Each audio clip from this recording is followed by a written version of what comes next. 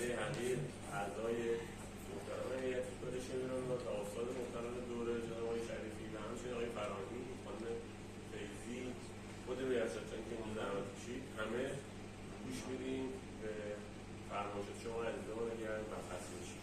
ما اول در خدمت شما این عزیز دیگه هست و در خدمت خواهش کنم. الان دوباره میخوام بازم عکس بگیرم، نظرم وایسی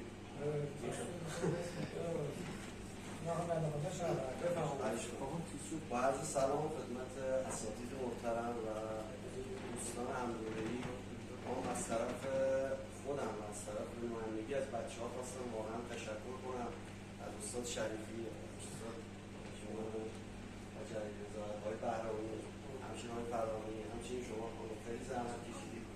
من به شخصه واقعا خودم خیلی چیزا یاد گرفتم. به تناسب سنم واقعا اون دوره‌ها و کلاس‌های زیادی رفته بودم. واقعا حالا اینو از صمیم قلبم میگم، کلاس یه جوری بود جذب می‌شد که تا دقیقه 90 یعنی تا آخرین لحظه وایستیم که بیشتر یاد بگیریم. این یکی از مشخصهای اصلی این کلاس بود که واقعا کشور ما، مملکت ما خیلی پیش نمیاد. یعنی یه جوری که استاد جذب کنه دانشجو. بازم تشکر میکنم، خیلی زحمت کشیدید، قدردان زحمات شما هستید تا آخر اون رو دست شما در می‌کنم.